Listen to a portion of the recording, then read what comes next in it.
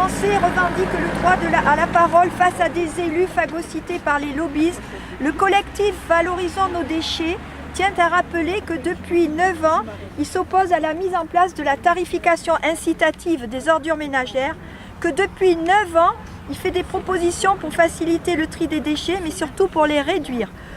Aussi, au moment où 2 communautés de communes, le Haut-Lignon et le Pays de Montfaucon, semblent vouloir franchir le pas pour passer à la TOM incitative, le collectif Valorisons nos déchets tient à rappeler publiquement pourquoi il s'oppose à ce système.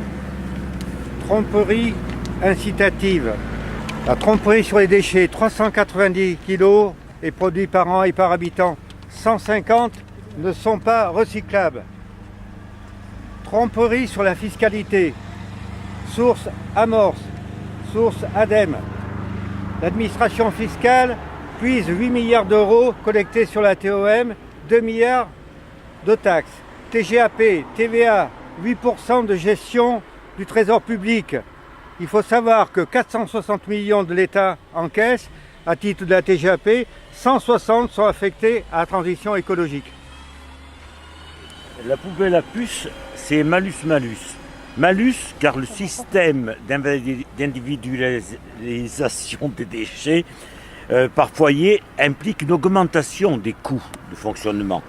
Plus de kilomètres, plus de temps passé à la collecte, et ensuite, coût pour la gestion des logiciels, du matériel adapté, ne serait-ce que l'achat et puis la mise à jour des fichiers des redevables. C'est malus car les 2 communautés de communes, celle du Pays de Montfaucon et celle de Haut-Lignon, ont augmenté leur taux d'imposition pour le calcul de la TEOM en le faisant passer de 10,5% à 11% de 2015 à 2016.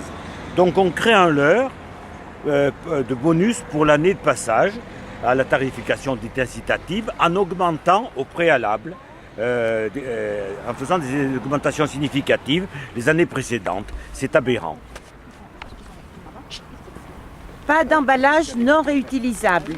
Réduisons nos déchets en favorisant la réutilisation des emballages, mais aussi des objets dont on ne se sert plus, en les apportant dans les recycleries, les associations caritatives, en le vendant dans les brocantes, sur Internet, sur le Bon Coin.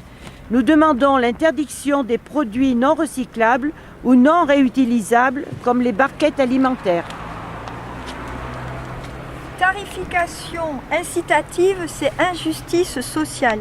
Sous prétexte de responsabiliser individuellement les usagers, on développe l'individualisme des citoyens au détriment de la solidarité. Cette surtaxe va pénaliser les personnes âgées ou les jeunes foyers où on utilise des couches et protections.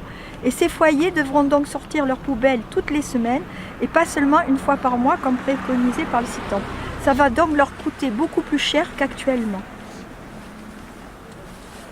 Et nous disons oui à une TEOM collective. Le CVD soutient qu'on n'a pas besoin de puces à sa poubelle pour trier ses déchets.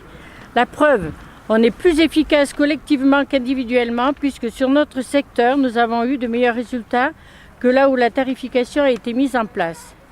En 2008, 8 000 tonnes d'ordures ménagères. En 2018, nous avons 4 000 tonnes d'ordures ménagères, ce qui fait 20% de moins, et plus, la moitié d'ailleurs. C'est pour cela que nous demandons une réduction immédiate de 20% pour tous sur la TEOM qui sera payée en 2019. La TEOM collective s'est impliquée et sensibilisé tout le monde, associations, écoles, commerces, quartiers et bien plus, au résultat en indexant la TEOM sur la baisse réalisée des déchets. Voilà, alors donc le pollueur, c'est le fabricant d'emballage et de produits non recyclables. Et la poubelle à puces, elle sert à faire porter la responsabilité sur le consommateur final et pas donc sur le fabricant, ni sur le fabricant de produits non recyclables, ni sur le fabricant d'emballage.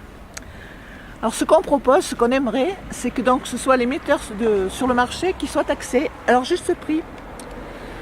Alors actuellement, il y a un organisme qui s'appelle Citeo, donc qui a une mission de service public confiée par l'État, mais qui donc est piloté plus ou moins par des entreprises style Danone, Coca-Cola, Nestlé.